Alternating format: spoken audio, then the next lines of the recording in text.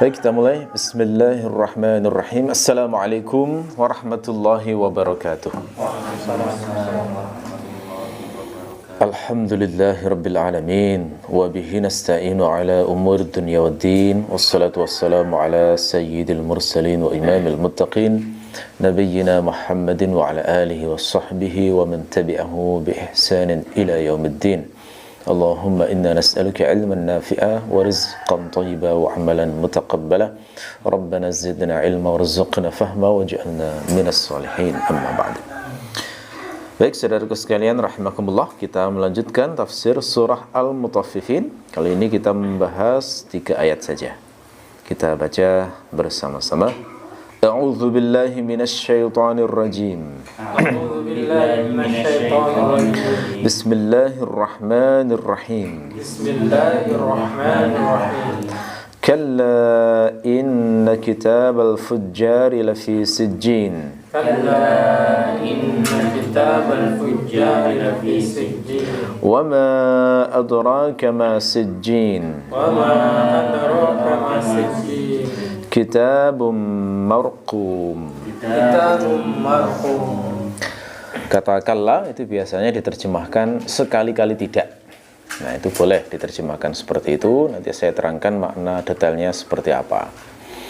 Nah, kata kalla di sini itu seakan-akan adalah jawaban dari pertanyaan retoris sebenarnya.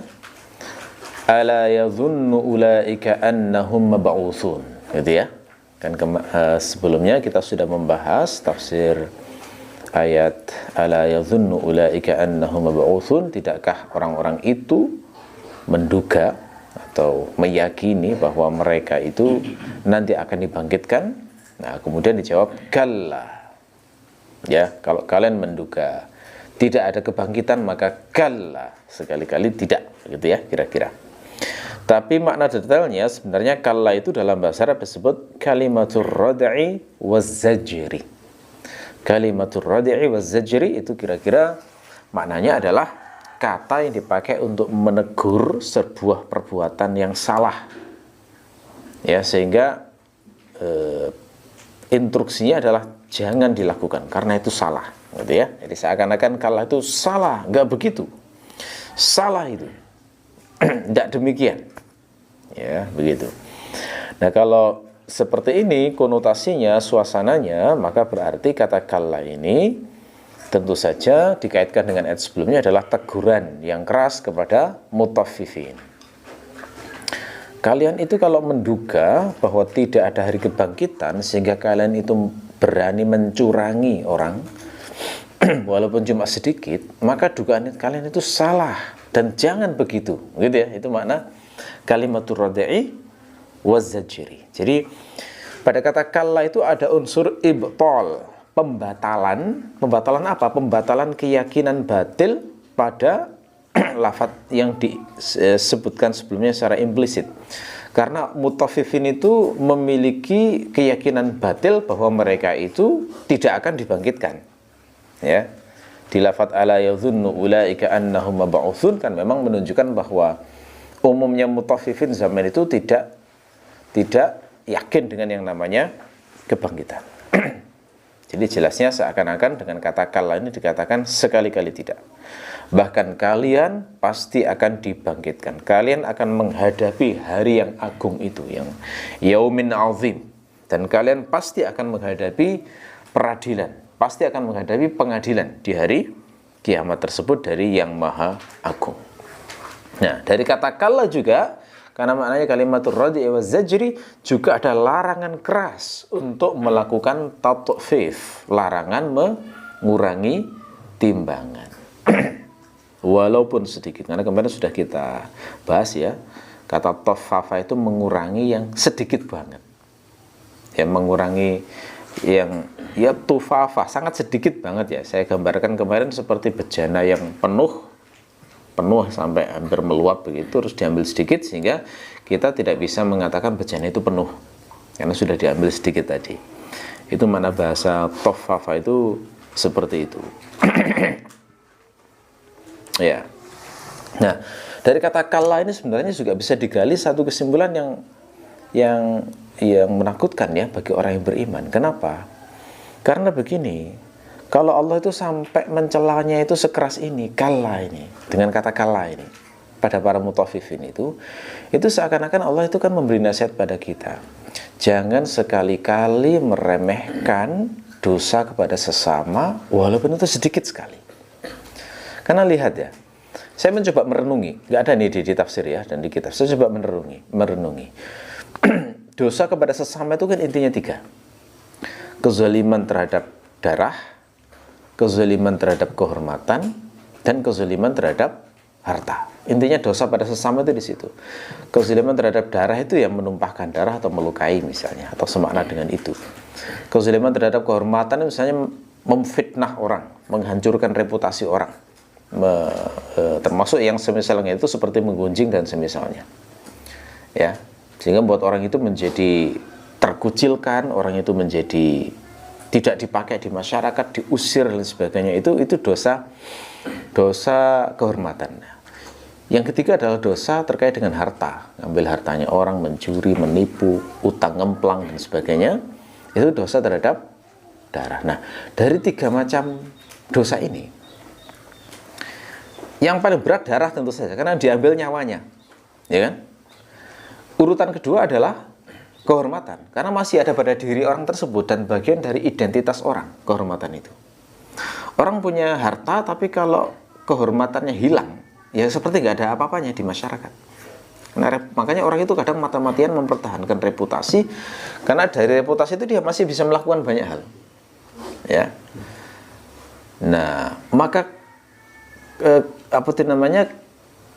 kezaliman terhadap harta, maka itu menjadi kezaliman yang paling ringan, paling rendah dibanding dari 3 macam kesalahan kepada sesama itu tadi. Kenapa?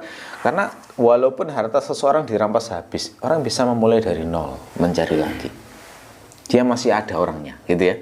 Seperti sahabat Nabi yang hijrah ke Madinah, itu mereka tidak membawa apa-apa, hanya badan dan bekal secukupnya. Dan mereka memulai dari nol. Dan mereka bisa hidup, masih bisa survive, masih bisa mulia lagi, bisa. Nah, gitu. Nah, sekarang coba bayangkan. Coba bayangkan di sini. Allah di sini mencela keras kezaliman terhadap harta meskipun sekedar sebesar tufafah. Kecil banget. Dan itu celahnya keras sekali ya. Kemarin sudah kita bahas ya bagaimana qarinah atau indikasi yang menunjukkan bagaimana Allah itu sangat marah dengan kezaliman bentuk tatfif ini. Diawali dengan wailun lil mutaffifin. Terus di sana ada lafadz apa itu namanya? Ada lafadz yadhunnu, ada lafadz apa itu namanya? Banyak ya kemarin saya terangkan yang menunjukkan bagaimana Allah itu sangat mengingatkan bagaimana Allah itu murka dengan dosa tatfif ini. Nah, kemudian di sini ditambah lagi kalla. Sekali-kali tidak, jangan. Yang saya terangkan tadi adalah bentuk kalimatur rad'i waz-zajr tadi. Seakan-akan secara implisit kita dinasihati, jangan remehkan loh ya dosa kepada sesama itu, jangan. Bisa jadi kamu itu binasamu di akhirat adalah karena dosa pada sesama itu, gitu loh. Seakan-akan nasihatnya ya. Dan ini sejalan dengan hadis Nabi tentang kasus muflis. Muflis itu kan orang yang dikabarkan Nabi, orang itu nanti di akhirat datang membawa pahala sholat, membawa pahala puasa, membawa pahala zakat, tapi dia juga menumpahkan darah fulan, melecehkan kehormatan fulan, memukul fulan, merampas harta fulan. Lalu akhirnya diadili, dibayar kezalimannya itu memakai pahalanya. Nah, kalau dikatakan orang itu membawa pahala puasa, zakat, haji, berarti maknanya kan orang itu ikhlas, ya benda. Tidak mungkin toh orang itu membawa pahala kalau dia nggak ikhlas. Kalau sampai di akhirat sukses membawa pahala sholat, berarti sholatnya baik, bagus, khusyuk mungkin orangnya. Kalau dia dikatakan bahwa orang ini datang membawa pahala puasa, berarti puasa Ramadannya bagus, ya, terhindar dari semua hal-hal yang membatalkan atau mengurangi pahala. Kalau dikatakan dia pahala hajinya bagus, dia membawa pahala haji, berarti hajinya bagus, mabrur hajinya, nggak dicampuri dosa apapun. Tapi dia meremehkan dosa kepada sesama. Dia lupa untuk membayar utang-utangnya. Dia lupa, mungkin dia pernah mengambil harta orang lain secara tidak hak. Dia mungkin pernah menipu orang lain dan tidak diurus itu tipuannya. Dia mungkin pernah melecehkan kehormatan orang, memfitnah orang, mungkin pernah menggunjing orang, mungkin juga pernah memukul orang, menyiksa orang, membunuh orang, dan dia meremehkan, gak ada upaya untuk minta maaf. Ini dampaknya adalah bangkrut di akhirat. Pahalanya habis semuanya untuk membayar itu, dan kalau selesai pahalanya gak ada sisanya, maka dosa orang yang dizalimi itu diberikan kepada orang yang menzalim itu. Makanya saya merasakan, merenungi, menghayati lafaz kalla ini, meskipun cuma satu kata ya, kalla itu Masya Allah dalam ya. Nasihat Allah kepada kita tuh dalam sekali. Kalla, jangan seperti itu, karena bisa jadi seakan-akan begitu ya, yang paling buat kalian celaka, yang buat kalian itu rugi, kalian binasa di akhirat, justru dosa-dosamu pada sesama. Nah, kalau sekedar tatfif yang sedikit itu aja dicela keras, gimana dengan dosa yang lebih besar? Ini yang dicela pada kasus mutafif ini kan kayak orang misalnya jual beras, yang beli 1 kilo dikurangi 1 gram misalnya, itu kan dikit banget ya, itu aja celahnya keras lah. Bagaimana dengan orang yang menipu dengan jumlah yang besar sampai tontonan? Terus gimana orang yang punya otoritas di level negara yang sengaja misalnya mengurangi? Gimana orang yang menguasai gas di Indonesia ini yang tiap tabung dikurangi sekian liter misalnya, atau sekian ini ya? Itu kan mengerikan banget ya kalau dikaitkan dengan ayat yang semacam ini ya. Pelajaran yang lainnya dari kata kalla ini, memang begini ya, orang itu biasanya enteng menzalimi orang lain itu kalau nggak ngimani hari akhir itu, rata-rata begitu. Mengapa orang begitu meremehkan aktivitas menzalimi orang lain? Itu biasanya memang dia itu tidak percaya pada hari akhir itu, sehingga yang penting dirinya itu sukses, yang penting dirinya kaya, begitu. Ini ada kisah nyata, ini terjadi waktu saya masih usia kecil ya, kira-kira mungkin remaja lah, tapi saya sudah bisa mengerti. Ada orang yang orang asing gitu ya, datang di kampung kita, berasal dari luar negeri ya, orang asing lah pokoknya ya. Terus dia tapi sudah belajar bahasa Indonesia. Terus dia memulai sejumlah usaha. Caranya memulai usaha itu ya seperti perjuangan umumnya orang-orang. Pernah buka persewaan buku gitu ya. Orangnya buat persewaan buku yang datang anak-anak kampung, kemudian membayar untuk menyewa buku itu. Terus lama-lama berkembang, dia buka berbagai macam bisnis. Jualan ini, jualan itu, sampai terakhir jualan elektronik, alat-alat elektronik. Jadi menjual bukan sekedar listrik ya, dia menjual alat listrik tapi juga sekaligus komponen-komponen elektro itu loh. Itu saya masih ingat waktu SMP itu sering membeli tahanan itu, yang ngerti istilahnya, yang cara membacanya itu pakai warna-warna itu loh, yang merah, biru, yang begini itu ya. Saya masih ingat itu dulu. Waktu SMP itu kan diajari, ada pelajaran membaca nilai tahanan. Kalau warnanya ini nanti sekian K nilainya gitu ya. Saya waktu itu buat berbagai macam alat-alat ya. Ya namanya anak masih SMP, sangat senang udak-udak begitu ya. Ambisinya waktu itu pengen membuat alat pengusir nyamuk ya, karena banyak nyamuk di rumah, jadi sudah beli berbagai macam alatnya, soldernya, timahnya, wes begitu ya. Tapi gagal ya. Sehingga saya tidak jadi seorang nggak jadi ahli elektro ya. Kayaknya memang oleh Allah diarahkan untuk belajar bahasa Arab itu jadinya ya, bukan jadi ahli elektro. Saya masih teringat langganan saya orang asing ini, dan ternyata orang ini itu kan jualan di pasar ya. Ternyata dia itu juga membuat program untuk orang-orang di kampung di situ. Membuat program kayak semacam tabungan gitu. Dia bilang, sampean kalau mau nabung ke sini, nanti sekian bulan ya, saya tambah jadi sekian. Nah, jadi misalnya sampean kalau nabung 1 minggu misalnya, nanti misalnya 100.000 saya tambah jadi 110.000. Itu kan menarik orang ya. Semakin lama durasi tabungannya, maka bunganya semakin besar. Nah, orang awam yang nggak ngerti ini ya akhirnya ikut saja begitu. Banyak sampai akhirnya yang ikut itu mungkin ribuan orang. Dan itu jumlahnya besar-besar, termasuk toko-toko besar itu ikut juga di situ, nabung yang sampai mungkin puluhan juta atau ratusan juta. Begitu kayaknya sudah waktu itu terkumpul miliaran ya, tiba-tiba ngilang orang itu sudah hilang itu sudah. Jadi toko ditutup, orang yang dicari nggak ada, ternyata sudah lari ke luar negeri membawa harta itu. Saya geleng-geleng ya, orang-orang ya semuanya ya gimana mau nuntut ya, susah, itu urusannya panjang itu, susah dituntut juga, lari itu di bawah. Nah yang kayak begini tuh ya karena orangnya memang tidak beriman, saya lihat ya. Memang saya meyakini orang kalau nggak beriman, nggak percaya hari akhir itu sangat mengentengkan kezaliman terhadap sesama.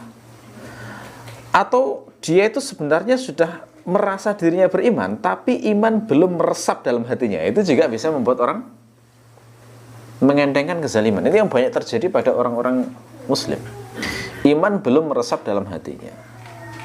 Dan iman belum meresap dalam hatinya itu diperparah dengan tidak mau meresapkan iman dalam hatinya karena terfitnah oleh hal duniawi, sehingga terus begitu.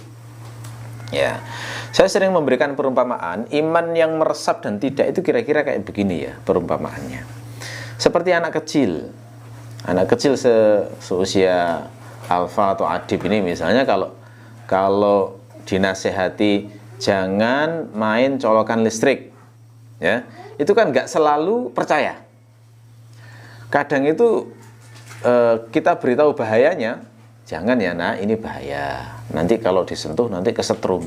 Dia mungkin belum bisa membayangkan makna kesetrum itu apa, rasanya bagaimana, belum tahu. Nah karena belum masuk dalam hatinya pengetahuan itu, dicoba, begitu kesetrum, wah baru takut, trauma ya, akhirnya baru benar-benar menghindari namanya setrum itu. Nah kira-kira iman terhadap akhirat itu seperti itu. Orang yang mengatakan dirinya iman terhadap akhirat tetapi belum berdampak pada perbuatannya, sebenarnya hakikatnya aslinya ya memang belum yakin betul. Masalahnya di situ. Kenapa belum yakin? Nah, karena belum mencapai pengetahuan yang sampai bisa seperti anak kecil yang kesetrum tadi. Ya. Nah, cuma memang akhirat itu kan tidak mungkin percaya setelah datang ke sana dulu, kan tidak mungkin ya. Tapi kalau orang mau berusaha akan mencapai level sana dengan cara apa? Dengan tafakur, mengambil ibrah peristiwa di alam ini. Contohnya bagaimana? Misalnya oleh Allah ditunjukkan bencana dahsyat seperti bencana di Turki misalnya. Gempa berat di sana. Gempa dibuat di saat orang rata-rata tidur, lalu kemudian tewas, puluhan ribu tewas kan. Nah itu orang kalau mengambil ibrah itu kan takut ya sebenarnya. Nah kalau Allah kuasa membuat seperti itu di Turki, bukankah sama saja di sini juga kuasa membuat seperti itu, ya kan? Terus apa bedanya sini dengan sana? Nah kalau bisa merenung kayak gitu kan kemudian timbul rasa takut. Berarti sangat mungkin kita kapanpun binasa. Allah itu maha kuasa membuat seperti ini. Nah penderitaan karena kena bencana gitu aja sudah nyata terlihat ya orang itu bagaimana menderita, maka bagaimana dengan penderitaan di akhirat? Nah itu loh, jadi caranya, jembatannya untuk bisa yakin akhirat itu memang ya dengan cara semacam itu. Bentuknya adalah tafakur, tadabbur, mengambil ibrah, begitu. Jangan berharap datang ke akhirat dulu baru yakin, tidak, nggak ada proses iman seperti itu sejak zaman dulu. Rasulullah dan para sahabat sekalipun begitu. Cara menguatkan keimannya begitu. Datang ke majelis ilmu, menambah-tambahin ilmu, tambah yakin, tambah takut, gitu ya. Melihat peristiwa dihubungkan dengan ilmunya, tambah yakin, tambah takut. Begitu baru kemudian meresaplah iman terhadap hari akhir itu pada jiwa seseorang. Ya, nah kebanyakan begitu. Anak kecil yang masih usia 1 tahun, kalau di depannya dikasih seekor ular dan kucing, maka dua-duanya akan dibuat mainan. Kenapa? Karena tidak tahu bahaya masing-masing. Tapi begitu dia diajari, oh yang kucing ini tidak berbahaya, yang ular ini berbahaya. Cara ngajarinya mungkin dengan ekspresi, takut misalnya, kemudian anak jadi kaget, kemudian belajar bahwa itu hal yang menakutkan, baru setelah itu perilakunya bisa berubah terhadap ular. Nah sama sebenarnya kira-kira seperti itu. Jadi sebenarnya orang takut dan tidak itu memang tergantung pengetahuannya, makrifahnya terhadap sesuatu itu.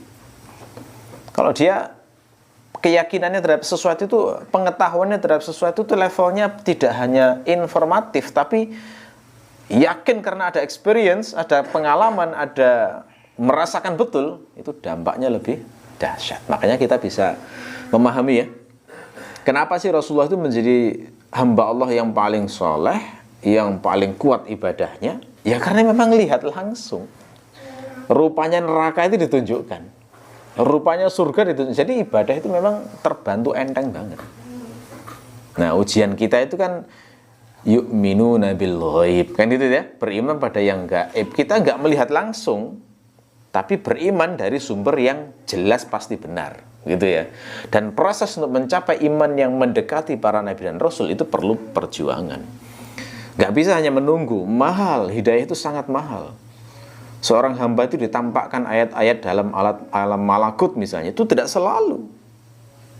Ya, kadang sesekali ditunjukkan dalam mimpi. Kadang-kadang Allah itu meresapkannya melalui ibrah-ibrah di alam nyata. Kadang melalui majelis pengajian yang penuh berkah.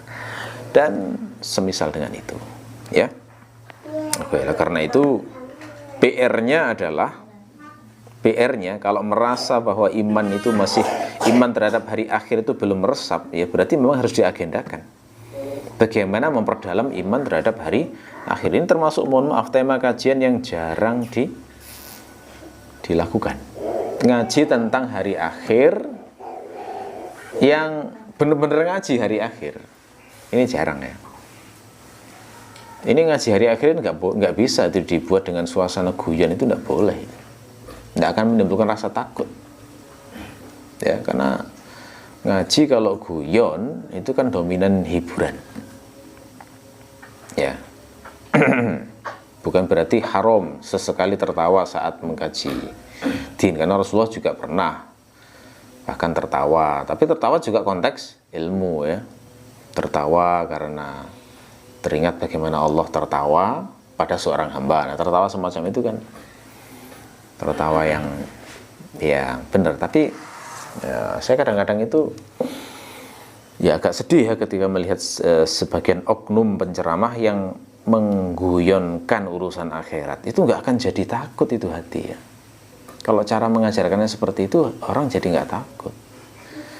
Jibril dibuat guyon, Mikael dibuat guyon, gimana orang bisa takut ya? Orang mencandakan semacam itu kan bahaya banget. Bahaya banget. Mencandakan arus listrik 30.000 volt, arusnya 1000 ampere misalnya, dibuat guyon, pegang, ya, tewas betul itu kayak begitu, ya kan? Nggak bisa, nggak boleh ya, yang semacam itu jangan dilakukan. Oke, jadi agendanya seperti itu ya, banyak mengkaji tentang akhirat. Akhirat, bener, saya lihat itu hari ini jarang. Kajian tentang ilmu akhirat itu memang sangat jarang. Padahal ini tema yang selalu diulang-ulang. Di surat-surat Makkiyah itu rata-rata adalah temanya tentang hari akhirat. Karena memang dampaknya besar dalam hidup ya.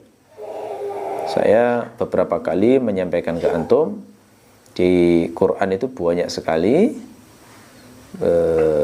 nasihat-nasihat untuk mengimani hari akhir, karena kalau itu diresapi betul, itu nanti dampaknya orang jadi zuhud. Yang paling penting ya, dampaknya jadi zuhud. Zuhud itu bukan miskin ya, jangan diterjemahkan miskin, salah itu. Zuhud itu maknanya tidak berminat pada dunia, meremehkan dunia, tidak menjadikan dunia sebagai tujuan. Nah, zuhud itu bisa tampak pada orang yang hartanya banyak, hartanya menengah maupun sedikit, semuanya bisa zuhud.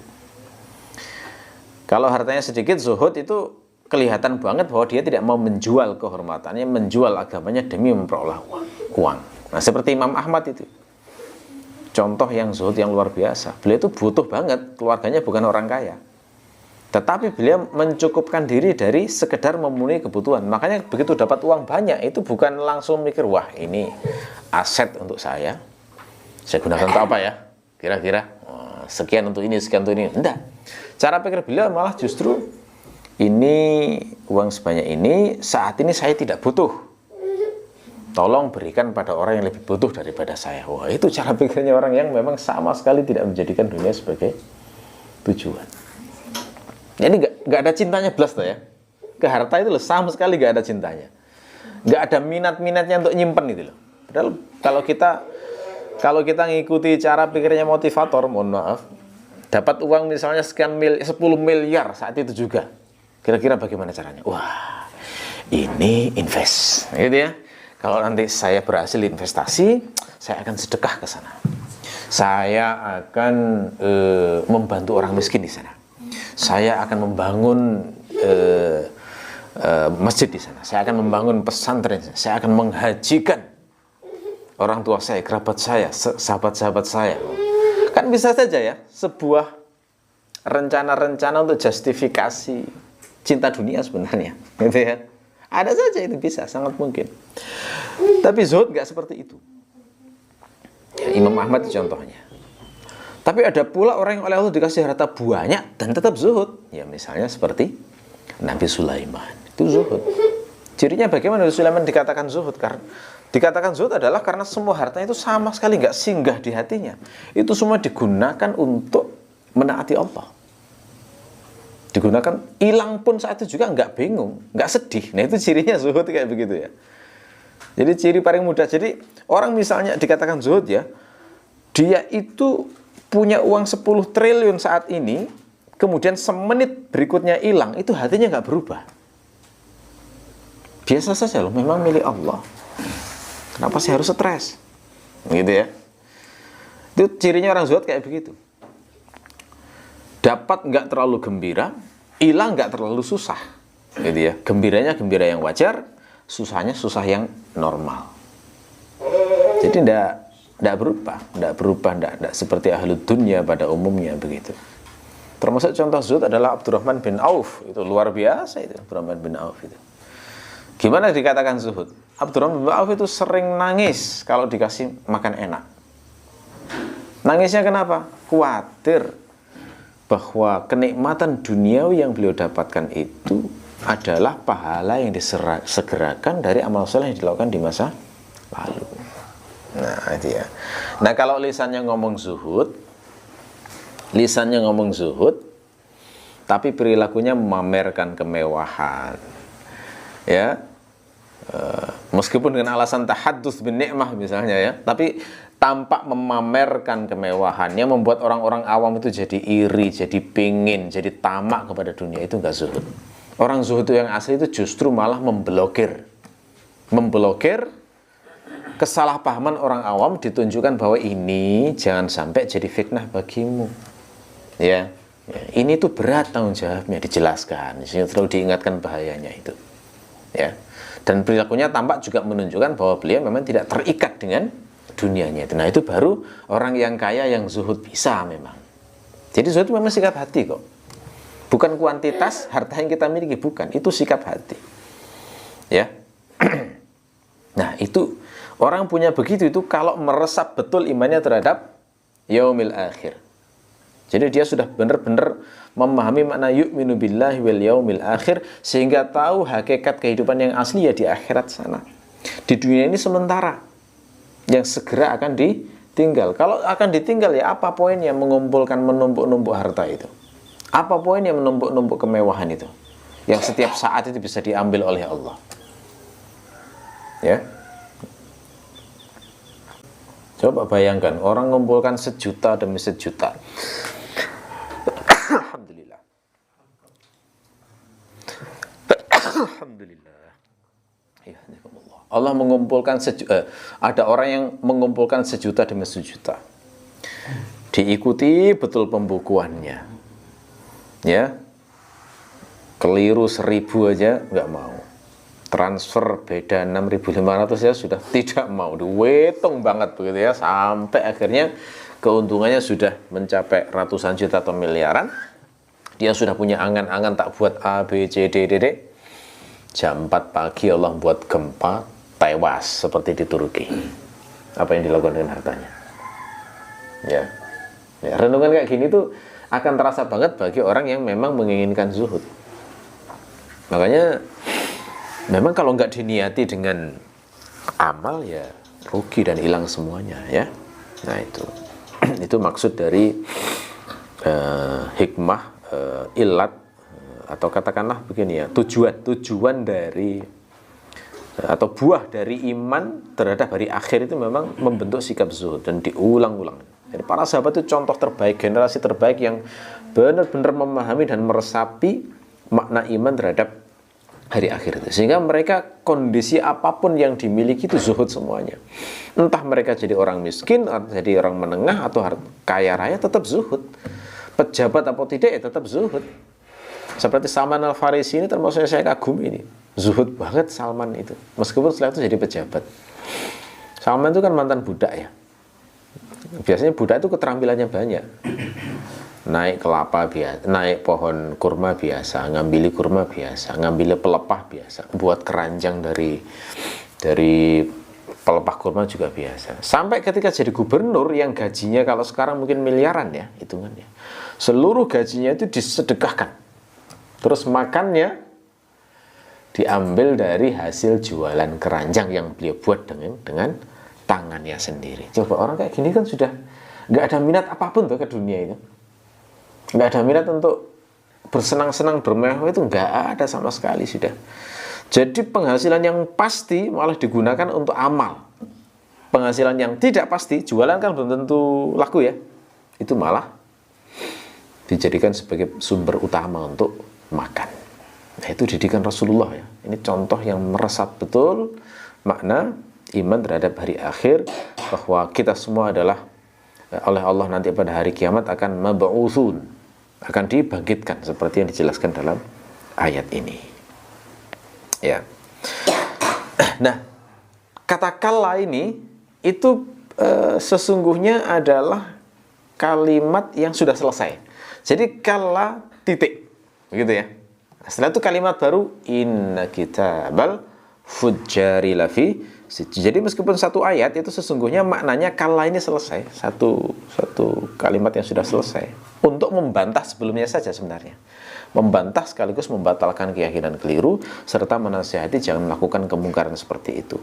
Setelah itu Allah menerangkan tentang salah satu ahwal atau kondisi bagaimana hari kiamat yaumun azim itu ya.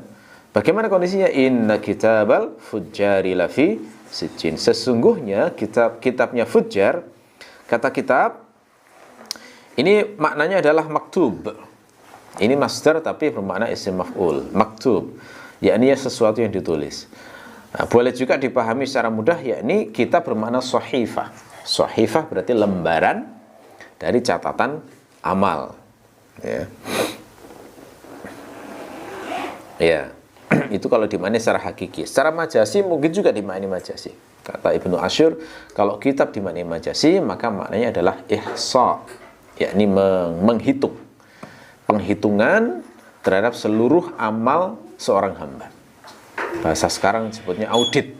Ya. Auditnya fujjar, namanya begitu ya. Itu kalau dimaknai secara majasi. Fujjar itu jamak dari fajir. Apa makna fajir? Fajir dari kata fajara, maknanya fasaka, orang yang fasik. Berarti umum ini ya sifatnya. Fujjar di sini sifatnya umum. Nah, makna bahasa fajar itu aslinya apa? Sudah kita terangkan di surat Abasa sebelumnya. Fajara itu ya, itu makna aslinya adalah al-mail, kecondongan.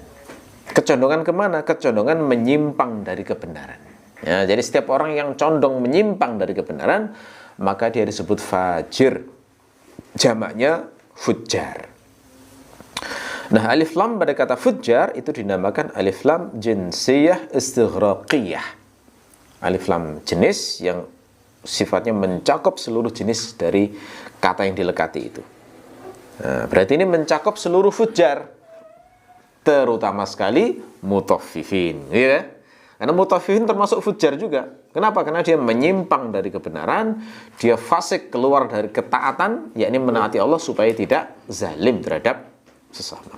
Nah, jadi fujjar ini berarti lebih umum, mencakup mutaffifin termasuk ghairul mutaffifin, semuanya kena, terutama sekali mutaffifin karena konteksnya ini adalah mencela mutaffifin.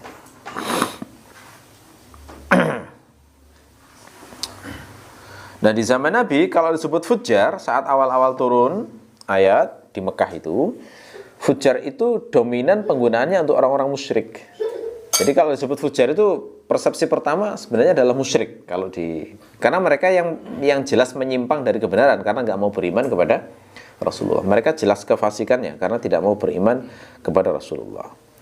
Tetapi keumuman lafadz fujjar membuat lafadz ini mungkin juga kena ke mukmin. Yakni orang mukmin yang sudah dinasihati jangan menzalimi sesama, sudah ngerti bagaimana celaan Allah terhadap zalim terhadap sesama, masih melanggar juga, itu bisa disebut fajir orangnya. Nah, naudzubillah min dzalik ya. Makanya kalau sudah ngerti konsep ini kan kita akhirnya layak untuk sering beristighfar ya. Karena kan kita pengen baik harusnya. Tapi kadang-kadang namanya dosa itu kadang ya entah sengaja, entah tidak, entah lupa, entah lalai, kan kadang-kadang muncul. Nah, makanya di samping Allah mencela orang yang sudah dinasihati tapi tetap melanggar, Allah ngasih jalan keluar dengan taubat dan istighfar. Itu yang membedakan antara orang baik dan tidak. Jadi akhirnya pembedanya bukan di tidak melakukan kesalahan apa tidak, tapi pembedanya menjadi di melakukan taubat ataukah istighfar. Itu kebaikan di sisi Allah akhirnya di situ. Ya, nah bagi yang sudah dapat nasihat tetap keras kepala dan melanggar, nggak mau tobat, nggak mau istighfar, berarti kena cakupan makna fujjar dalam ayat ini. Kemudian di sini dikatakan lafi sijjin. Apa makna sijjin? Sijjin ini ikhtilafnya banyak sekali di kalangan para fuqaha. Kalau menurut Ibnu Asyur, sijjin itu adalah isim alam, nama tempat. Ya, nama tempat itu kayak kalau di negeri kita itu kayak misalnya Gunung Semeru, Gunung Panderman, Gunung Arjuno misalnya ya. Kata-kata Semeru, Panderman, Arjuno itu kan nama gunung gitu ya. Itu namanya isim alam untuk membedakan satu gunung dengan gunung yang lainnya. Nah, sijjin kata Ibnu Asyur itu adalah isim alam untuk sebuah lembah di neraka jahanam. Ya, nama sebuah lembah di neraka jahanam. Tetapi ini kata bahasa Arab kata Ibnu Asyur. Kenapa? Karena konstruksinya itu cara menyusunnya seperti orang Arab. Sijjin itu wazannya kan fi'il. Itu orang Arab menggunakan juga untuk kalimat-kalimat seperti dhillil. Dhillil itu sesatnya benar-benar sesat. Kalau dhal sesat biasa. Kalau dhillil itu mubalaghah. Sesatnya benar-benar sesat. Termasuk sikir misalnya. Sikir itu mabuk dahsyat. Ya. Orang kalau mabuk biasa disebut sakron misalnya. Tapi kalau mabuknya pol itu sikir. Nah, sijjin itu sajana, itu bahasa Arab. Maknanya memenjarakan. Memenjarakan. Makanya sajin itu tahanan. Ya, sajan itu sipir yang jaga tahanan. Sijjin itu dipahami bahwa lembah di neraka jahanam ini itu mengandung unsur mubalaghah, unsur memenjarakannya itu dahsyat, nggak seperti di dunia, sehingga orang kalau sudah masuk ke sana tidak bisa lepas sama sekali. Nah, kenapa? Itu penjelasan Ibnu Asyur seperti itu. Tapi ini kata baru, maksudnya orang Arab itu nggak pernah mengenal sijjin sebelumnya. Pertama kali digunakan Quran. Cuma konstruksinya maupun huruf penyusunnya itu Arabik semuanya. Jadi jadi orang Arab gitu nggak membantah begitu loh. Nggak membantah kalimat tersebut, bisa memahami suasananya, konteksnya juga bisa memahami, ya gitu. Nah, kalau sijjin dimaknai seperti penjelasan Ibnu Asyur, berarti maknanya adalah catatan orang yang fujjar itu oleh Allah diletakkan di di sebuah lembah di neraka untuk menunjukkan kehinaan orang yang melakukan perbuatan keji tersebut, menunjukkan rendahnya perbuatan mereka sehingga mereka itu tidak layak untuk dilepaskan dari tempat yang hina tersebut. Nah, makna semacam ini itu dikuatkan dari ayat yang menjadi lawannya. Kan ada kitabul fujjar, nanti ada kitabul abror, gitu ya. Nah, kitabul abror itu nanti diterangkan yashhaduhul muqarrabun, disaksikan orang-orang yang hamba-hamba yang didekatkan kepada Allah. Yang didekatkan kepada Allah itu kan malaikat, kemudian nabi-nabi, gitu ya. Nah, jadi kalau seperti ini kan berarti bayangan kita, catatan amal soleh itu ternyata yang baik-baik itu tempatnya mulia di atas, dilihat oleh para malaikat, diketahui berarti ya, berarti dipampangkan. Kita itu dibuat Allah terkenal di kalangan orang-orang soleh kalau amal kita baik. Sementara kalau buruk itu tempatnya di sijin, tempat yang rendah di neraka. Ya, maknanya kira-kira seperti itu. Tapi ini banyak sekali pendapatnya. Ada yang berpendapat sijin itu adalah tempat terendah di bumi ketujuh. Ada yang bilang itu adalah sebuah batu besar yang terletak di bawah pipinya iblis. Macam-macam lah, tapi itu memang riwayat-riwayat yang tidak marfu' pada Rasulullah, sehingga memang ya tidak bisa kita yakini seperti hadis yang sahih ya. Lalu Allah memberi pertanyaan retoris, wa ma adraka ma sijjin, tahukah kamu apa itu sijjin? Nah, ini pertanyaan untuk tahwil dan tafdhir, untuk menunjukkan kengerian, menunjukkan kedahsyatan dari sijjin yang disebut Allah dalam ayat ini. Juga sekaligus untuk seakan-akan ingin memberitahu semua bayanganmu hai Muhammad, termasuk bayangan kaummu terkait dengan sijjin itu salah, gitu ya. Karena yang hakikat yang asli lebih dahsyat dari sekedar bayanganmu. Allah menjelaskan sendiri maksud sijjin, kitabun marqum. Ini perkiraannya adalah kitabul fujjar, kitabun marqum. Jadi sijjin itu adalah catatan yang marqum. Marqum itu maknanya ditulis dengan sangat jelas. Ya, ditulis dengan sangat jelas, yang menjelaskan bahwa, yang menunjukkan bahwa semua catatan amal seorang hamba itu tidak ada satupun yang luput, semuanya ditulis dengan jelas oleh Allah, terdokumentasi dengan baik, sehingga dibalas juga dengan baik sekecil-kecilnya. Toh tato fif aja ditulis, dibalas, apalagi kezaliman yang lebih dari itu. Jangankan kezaliman yang terjadi di kalangan manusia, kezaliman di kalangan hewan pun itu juga akan diadili oleh Allah. Karena di antara hewan itu ada yang terkategori kezaliman, ada yang tidak. Kalau seekor singa menerkam seekor kambing untuk dimakan, itu bukan kezaliman, kebutuhan dia, ya kan? Tapi kalau seekor kambing yang bertanduk menanduk kambing yang tidak bertanduk, itu kezaliman, dan itu akan dibalas, ada hadisnya itu ya. Nah, bayangkan ya betapa maha adilnya Allah, sampai-sampai kambing pun nanti akan diadili, apalagi manusia, ya. Ini mengimani ayat semacam ini memang secara otomatis seharusnya membuat kita lebih berhati-hati saat bergaul dengan orang. Jadi ada plus minus ya. Plus minus punya teman yang banyak itu ya ada plusnya. Plusnya apa? Ya banyak teman itu kan kalau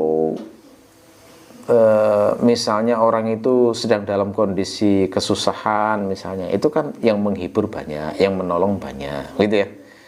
Terus lebih dikenal, lebih populer, lebih harapannya kalau misalnya yang mendoakan juga banyak, kan banyak kebaikannya begitu. Tapi minusnya adalah potensi zalim lebih besar juga. Semakin banyak orang yang dikenal, maka semakin besar juga potensi kezaliman yang ia lakukan. Karena orang muamalah itu kan mustahil ya kalau nggak pernah salah itu. Entah omongan yang nyelekit, entah janji yang tidak dipenuhi, entah kebohongan, entah banyaklah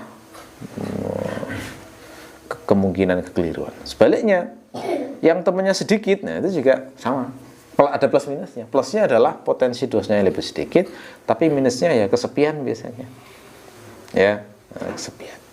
Kesepian terutama apalagi kalau sudah tua, tidak punya teman itu siksaan tersendiri bagi orang-orang tua. Makanya orang tua itu psikisnya senang kalau ada yang kalau anaknya datang, itu senangnya luar biasa. Karena sudah level fase tertentu itu sudah ketika sudah nggak ketemu orang, banyak di rumah, itu kesepian. Dulu masih bekerja kan ketemu banyak orang, masih interaksi, bisa ngobrol. Begitu sudah tua, kesepian, kedatangan anak-anak, kedatangan cucu itu sangat ditunggu-tunggu dan sangat menggembirakan. Dan biasanya kalau masih kuat cari kegiatan itu biasanya orang-orang tua karena kesepiannya tadi. Oke, ya, jadi itu ya. Nah, berarti cukup ya kajian kita untuk pagi ini. Insya Allah kita lanjutkan di pertemuan yang akan datang. Mudah-mudahan bermanfaat. Subhanakallahumma wa bihamdika asyhadu an la ilaha illa anta astaghfiruka wa atubu ilaik. Wassalamualaikum warahmatullahi wabarakatuh.